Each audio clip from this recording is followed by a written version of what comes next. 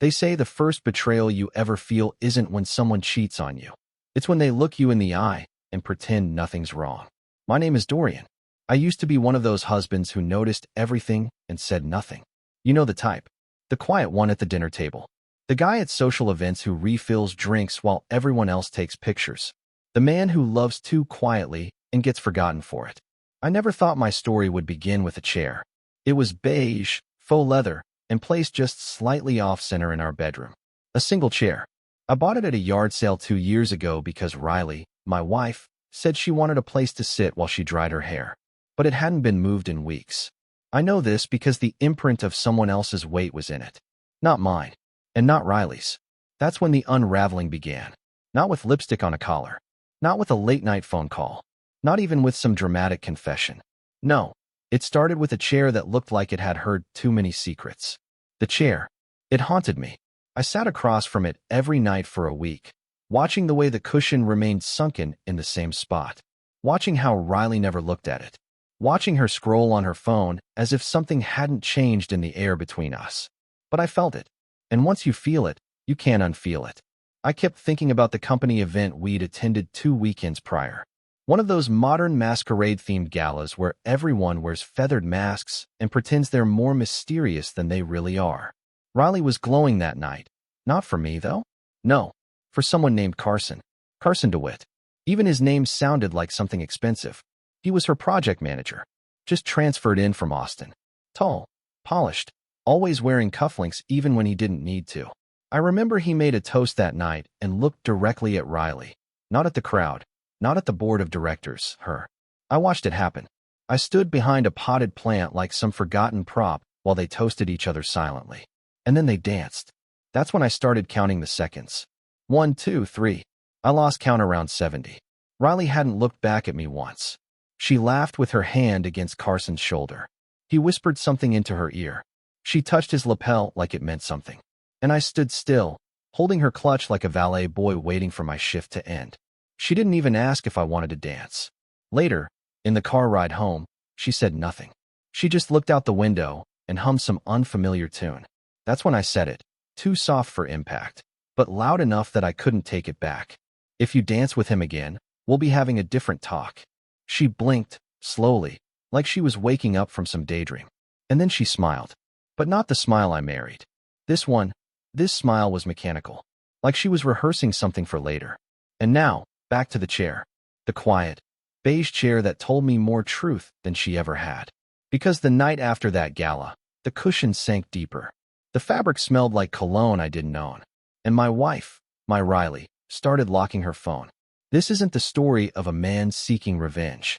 I'm not that type. This is the story of a man slowly fading into the wallpaper of his own life, wondering at what point he became a ghost in the house he built, and how a single chair told him everything he needed to know. I didn't confront her. Not yet. Instead, I started watching the little things. That's how I've always dealt with stress, by observing. I noticed Riley had changed her shampoo. The smell was subtle at first, something floral and light, with a touch of lavender. But it wasn't hers. Not the scent I knew. Riley had used the same rose mint brand for 6 years. She was oddly loyal to the most mundane things. So this change, it wasn't random. One night, I casually asked about it as she walked past me wrapped in her towel. She shrugged and said it came from one of the hotel kits they handed out at the event. You know, freebies, she added, not even glancing up from her phone. But I'd seen the same bottle in our shower for over a week. Brand new, recently purchased, with a small golden C embossed on the cap. C, for Carson, I assumed. I felt like I was sinking into something I couldn't touch, like standing knee-deep in freezing water, too scared to go further and too ashamed to step out. Riley wasn't cruel. That's what made it worse. She was gentle, polite, smiled when she talked to me, kissed me goodnight, even. But I started realizing her affection was hollow, like muscle memory. There was warmth, but no temperature. The next Sunday, she said she was going to brunch with a few of the girls from work. Normally, I wouldn't think twice, but that morning I had woken up early. Earlier than usual. And Riley wasn't in bed. Her side was still warm, so I figured she'd just gone to make coffee. But the kitchen was empty. So was the living room. I eventually found her in the laundry room, of all places, with the door half closed, whispering into her phone. Her voice was low, urgent, the kind of tone people use when they're trying not to be overheard. I didn't catch the whole conversation, but I heard one word clearly. Tonight. She ended the call as I turned the corner and acted surprised to see me. Oh, hey, she said too casually. You're up early. I didn't ask who she was talking to. I didn't ask why she was in the laundry room instead of our bedroom. I didn't ask anything. Because that's what I'd become, the man who didn't ask. Later that afternoon, she dressed up nicer than usual for brunch. A little black dress with the hem she always complained was too short for daytime, heels she hadn't worn in months, and lipstick that only came out for client meetings and formal photos. She even asked me if I needed anything while she was out. I almost laughed. I told her no. She smiled again, the same smile from the gala. Practiced. Curated. Not for me. As she drove off, I stood at the window. I didn't follow her. I didn't text. I didn't do any of the things I should have done if I wanted to catch her. I just watched the driveway empty and asked myself when exactly I became afraid of the truth. That night, she came back around 9:30. Said the girls got sidetracked and went shopping after. She didn't have any bags. No new purchases. Not even a receipt in her purse when I checked it an hour later while she was in the shower. What she did have, though, was a hotel room card, tucked deep in the side pocket. Room 327. Velvet Bay Hotel. That wasn't even near the restaurant she claimed they went to. I didn't touch the card. I left it exactly where I found it. I went to bed before she came out of the bathroom and pretended to be asleep. But my heart was pounding so hard I thought the sheets would vibrate. You see, I wasn't afraid of catching her in a lie. I was afraid that if I did, I wouldn't know how to leave. I didn't sleep that night.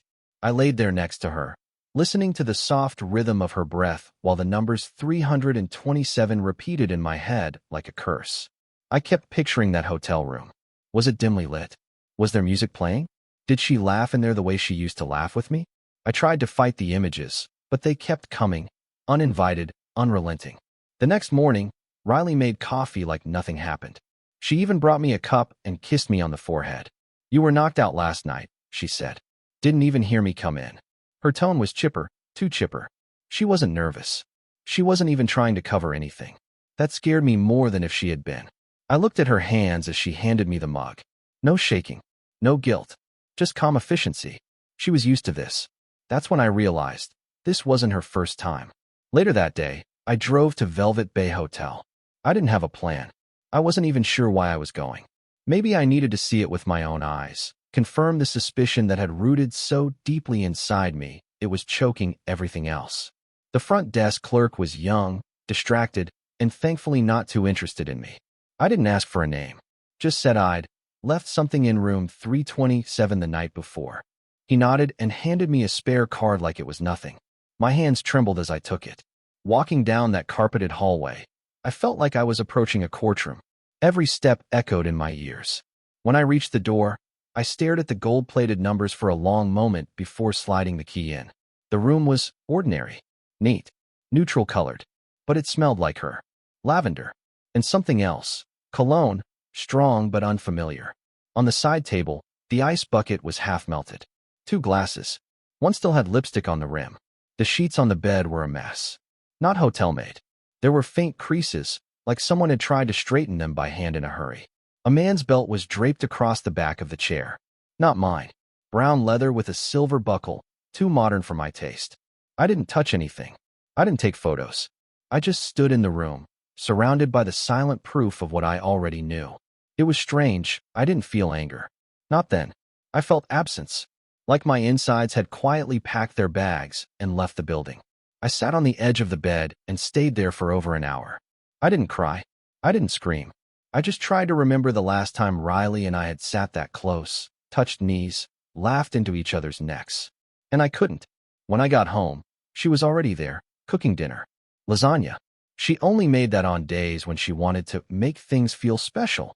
The smell made me sick. Hey babe, she said, wiping her hands on a dish towel. You okay? You look pale. I stopped by a hotel today, I said without thinking. The words just came out. Her smile faltered. Oh? For what? To pick up something I didn't lose, I said. She stared at me for a second too long, then blinked, forced a laugh, and said, well, that's cryptic. You're being weird today. I didn't push it. I didn't need to. I knew now. I had touched the ghost. But that night, I didn't sleep beside her. I told her I needed air, grabbed my keys, and drove. Nowhere in particular. Just away. Away from the house, away from her. Away from the quiet lies that had slowly eaten away at our reality like termites and would, hollowing it out while the outside stayed pristine. And in that car, parked beneath a flickering street lamp, I whispered something to myself I had never dared say out loud. She doesn't love you, Dorian. She just doesn't know how to leave. The next morning, I stood in front of the bathroom mirror staring at myself, wondering when my reflection had started looking like a guest in its own skin. I had stubble I didn't remember letting grow, lines at the corner of my eyes that hadn't been there last month, and a hollow behind my stare that hadn't existed before room 327. I didn't recognize the man looking back at me, and somehow that felt appropriate. Riley was in the kitchen again, humming. She always hummed when she was trying to act normal. I could smell the cinnamon toast she made. Funny, it used to be my favorite. Now the scent made my stomach twist. You came in late, she said over her shoulder without turning around. Everything all right? Just needed to clear my head. You've been doing that a lot lately. She turned, leaning on the counter with that same patient tone therapists use with unstable clients. Is something going on at work? Work. Of course. It had to be work. Because in her version of our life, I was still the sweet, quiet man who kept his thoughts to himself and never, ever snooped. I almost admired it, the way she stuck to the script. Instead of answering, I sat down and looked at her. Not through her. Not past her. I looked at her. Really studied her. She was wearing the soft gray sweater I'd gotten her 2 Christmases ago, the one she used to say made her feel wrapped in love. Now it looked like a costume. Everything about her did. Her smiles. Her small talk. Her concerned eyes. All of it rehearsed. Later that day, I did something I hadn't done in years. I called in sick to work. Then I sat down at my desk, opened my laptop, and started combing through her phone bill. I don't know what I was looking for exactly. Maybe a number that appeared too often. Maybe something that could pull me out of this fog and make everything definitive. I found one. A local number. No contact name, but it had been dialed or received 31 times in the past 18 days. The timestamps weren't random either. Morning. Lunch. Late at night. Sometimes past midnight when I was asleep next to her. I copied the number, saved it under truth in my phone, and just stared at it. I didn't call. Not yet. I didn't even know what I'd say. Hi, I think my wife's been playing pretend with you behind my back? No. I wasn't ready for that voice. I didn't want to hear it. Instead, I did something much quieter, much simpler. I started documenting. I opened a blank file on my laptop and began writing down everything. Dates. Times. Events. Every suspicious glance. Every lie disguised as kindness. Every piece of evidence, no matter how small. I wasn't building a case for court, I was building a case for myself. So that when I finally broke, I wouldn't second-guess my sanity. That night, I went to bed before she did. I laid with my back turned and pretended to be asleep when she came in. I felt the mattress shift. I felt her body slide in. I felt her hesitate for just a second before rolling away from me. We were 2 strangers sharing a mattress like refugees of a love long gone. At 2:41 a.m., my phone buzzed. A message. From Truth. I hadn't even texted the number yet, but they had mine. The message was only 3 words. Does he know? I sat up in bed, heart thudding, staring at the screen while Riley slept inches away from me, breathing soft and steady like she was dreaming of another world. I didn't respond. But I didn't sleep again, either. I didn't show the message to Riley. I didn't even open it again. I just let the screen go black and set the phone back down on the nightstand like I hadn't seen it. But I had. And now the question sat with me like an unwanted guest. Does he know? Those 3 words made everything real in a way I'd been avoiding. They made him real. He wasn't just some smug coworker or passing infatuation anymore. He had a voice, a phone, and he had access. The next morning, Riley acted like nothing had changed because for her, nothing had. She asked if I wanted eggs or toast, talked about traffic, mentioned something about a friend's baby shower next weekend. All of it noise. Background dialogue from a life that was still running on autopilot while mine had crashed somewhere I couldn't walk away from. Around noon, I parked outside the address I had found connected to the unknown number. It belonged to a small, modern apartment building in the north end of the city, far from our side of town, far from anything Riley had ever talked about. I didn't go inside. I didn't even get out of the car. I just sat there, waiting to see if he'd show. He did. At 12:46 p.m., Carson DeWitt strolled out of the building, dressed in jeans and a slim-fit button-down, talking on his phone with a smile that made my skin crawl. He looked younger than I remembered. Or maybe I just felt older. I watched as he walked to a sleek black car and leaned against it casually, still talking, laughing. I wondered if Riley had laughed with him in that apartment. If she had cooked for him the way she used to for me. If he'd ever had the nerve to ask her about me, or if she'd painted me as some background character in their romance. The husband who was emotionally distant. The man who never listened. The usual excuses people use when they rewrite the past to justify betrayal. That's when I realized something else. This wasn't just an affair. This wasn't just a few hotel meetups or secret texts. Riley had another life. One with furniture I hadn't sat on. With music I hadn't heard. With plans I wasn't a part of. She wasn't sneaking around to avoid hurting me. She had simply moved on and forgotten to take her body with her. That night, I made a decision. Not a dramatic one. No suitcases or yelling matches. Just quiet preparation. I backed up all my files. Took photos of important documents. Made a private folder with everything I'd written and collected. I even began slowly moving small, personal things into my office, my watch box, my backup hard drive, my father's old cufflinks. Things that mattered to me. I didn't know if I was leaving yet, but I was preparing for the possibility that I might wake up one morning and no longer recognize the woman lying next to me. The next text came 2 days later. He doesn't deserve this. You should tell him. I didn't reply. I didn't block the number either. Part of me wanted to know what else Truth had to say. Another part of me was still hanging on to the hope that Riley might come clean. That maybe guilt would finally bloom inside her and she'd confess without being pushed. I held on to that hope like a man clutching the last thread of a fraying rope, knowing it wouldn't hold, but not ready to fall just yet. Then, something strange happened. Riley started being nicer. More affectionate. More attentive. She made my favorite meals. Initiated conversations. Asked me about my work with a level of interest she hadn't shown in months. At first, I wanted to believe it meant something. That maybe things were turning around. But it didn't take long to see it for what it was. Damage control. She was trying to balance 2 lives, and I had slipped back into the one she needed to keep steady, at least until she figured out how to exit cleanly. I wasn't a husband anymore. I was a placeholder. And then came the night that changed everything. Riley walked into the living room in a new dress I had never seen before. Tight, navy blue, elegant. She did a little spin and asked, "Too much for dinner with the team? The whole team's going?" I asked casually, pretending to scroll my phone. "Yeah, just a work dinner. Carson might be there too, but it's mostly just the department." And there it was again. That name. Spoken so casually now. No hesitation. No shame. She looked at herself in the mirror beside the bookshelf and adjusted her earrings. Then, with her back still to me, she said something that made my heart drop into my stomach. "Be good while I'm out, okay?" It wasn't what she said, it was how she said it. The tone. Playful. Dismissive. Like she was leaving a child at home with the TV on. I didn't respond. I just nodded, watching the reflection of her smile stretch across the mirror as she turned the doorknob and disappeared into the night. And that was the moment I knew. I wasn't her husband anymore. I was her roommate. Her audience. Her cover story. That night, I didn't sit on the couch with the TV glowing in front of me, pretending to be the trusting husband I had once been. I didn't drink. I didn't pace. I didn't fall apart. I waited. And then I followed her. I waited 10 minutes after she left before slipping out the back door, grabbing the keys to my old sedan, the one she hated riding in because the AC smelled like old carpet. I drove without the headlights on until I was 2 streets behind her, then kept just enough distance to not be noticed. I'd never done anything like that in my life. Never tracked someone.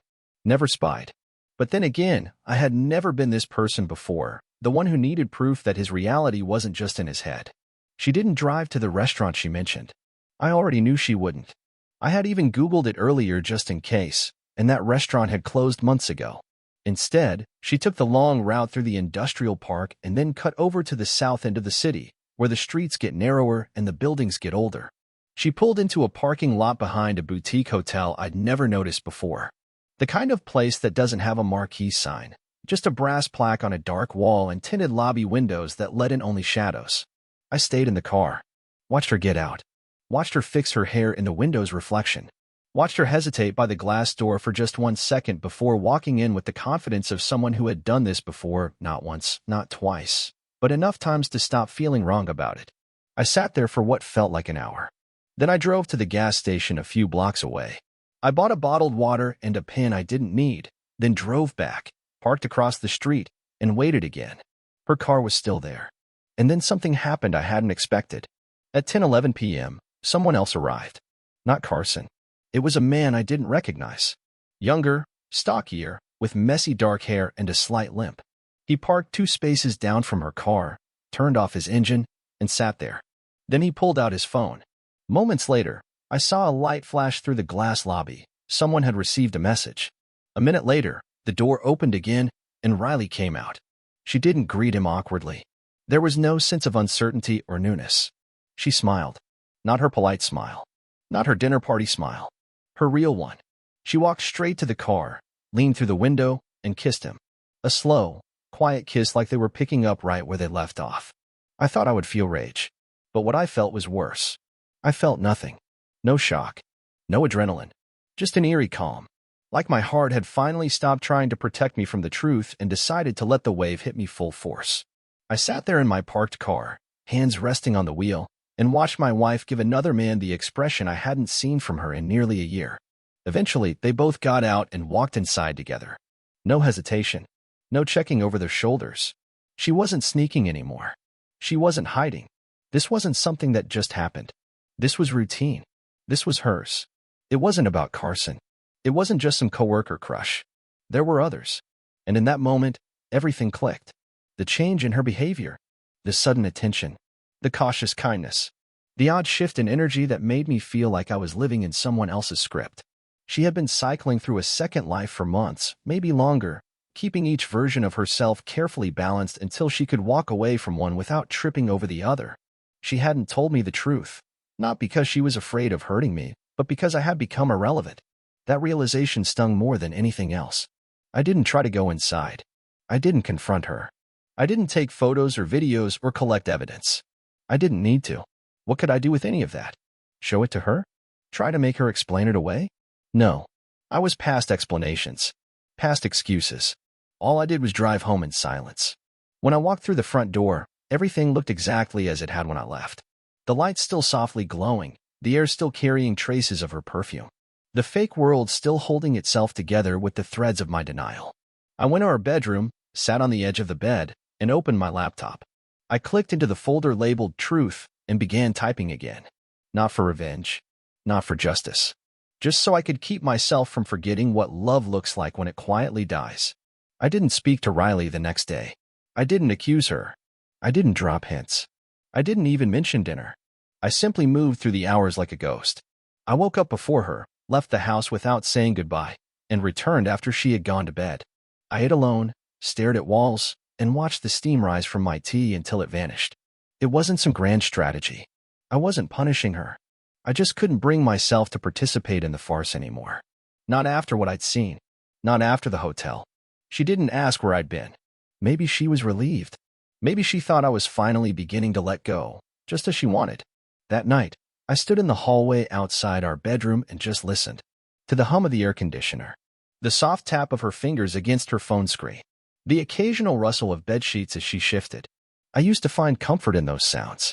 Now they just reminded me that the woman behind the door was no longer mine. It's a strange feeling when you realize your home is no longer your refuge.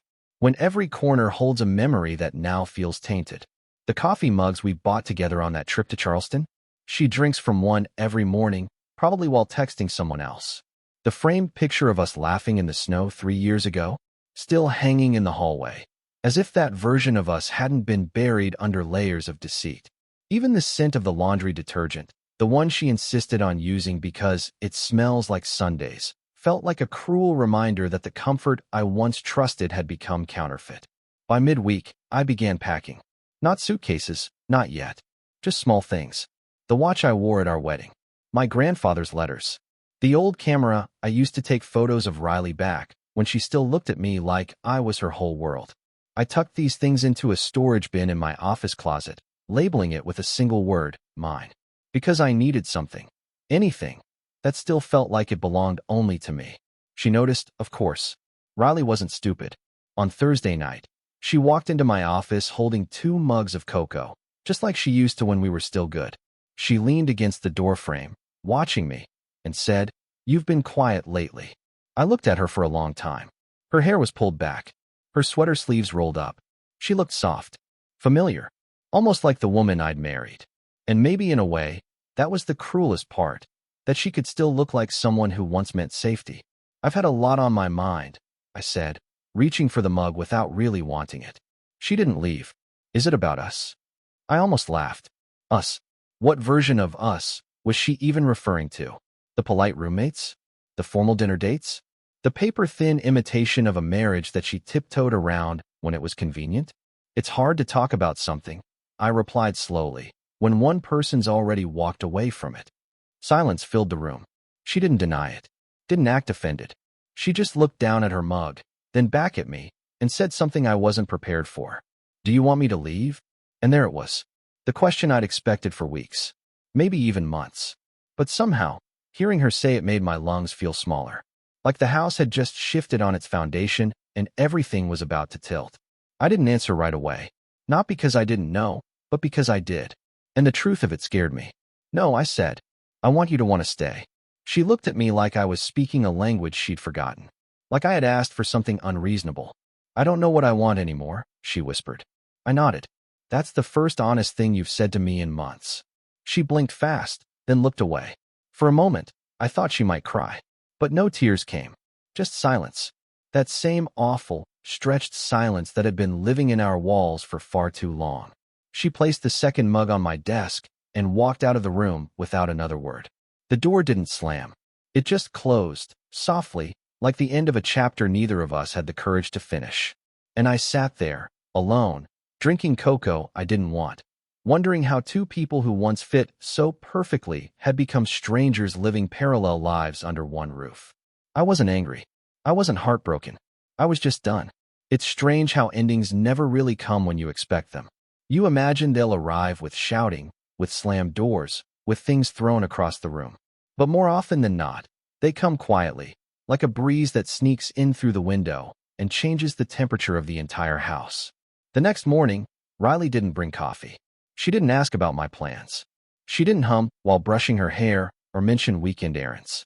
Instead, she sat at the edge of the bed, fully dressed, her purse already on her shoulder. "I think I should go stay with my sister for a few days," she said. I nodded.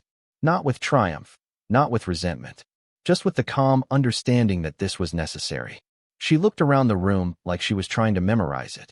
"I didn't mean for it to get like this," she added softly, as if that could undo anything. I lost myself. I thought there was something missing in my life. I didn't realize what I was doing to you." "I know," I said. "But the thing is, Riley, I think I lost myself too. A long time ago. And maybe that's the hardest part. That I let it happen." She blinked, swallowed, and said, "I don't know if this is forever." "It might not be," I said honestly. "But for now, it needs to be something different. For both of us." She didn't cry. Neither did I. We just looked at each other like two people standing on the edge of a cliff, knowing that jumping was the only way to stop pretending we were still flying. And then she left. Not dramatically. No suitcase rolling across the floor. Just the quiet click of the door behind her. And I sat there in the silence that followed, waiting for the grief to punch a hole in my chest. But instead, something surprising happened. I felt peace. Not joy. Not relief. Just stillness. Like I had finally stopped clinging to a rope that was dragging me underwater. Over the next few days, I did small things that felt monumental. I rearranged the furniture in the living room. I bought new sheets. I cleared out the pantry and donated the things we never used. I turned our shared life into a space that reflected only one person, me. It felt strange at first, seeing only my reflection everywhere, hearing only my footsteps. But it also felt honest. A week later, I went for a walk near the lake we used to visit every fall. The air smelled like damp leaves and cold stone. I sat on a bench, alone, and watched a pair of strangers laugh as they tried to take a photo together. And for the first time in what felt like years, I smiled. Not because I missed anything. Not because I wanted that version of love again. But because I knew I was going to be okay. A few days after that, I received a message. From Riley. It was simple. "I hope you find yourself again. You deserve that." I stared at the screen for a while before responding. I already am. And it was true. I had spent so long trying to hold together a version of love that had stopped loving me back. But now, I was starting to find comfort in my own silence, in my own space, in the truth, even when it hurt, especially when it hurt. Because sometimes, the kindest thing we can do for ourselves is let go of the person we were trying to be and make room for the person we're finally becoming. So, no, this isn't a story of revenge. This is the story of how I stayed quiet long enough to hear what my heart had been whispering all along. Leave. Heal. Begin again. And I did.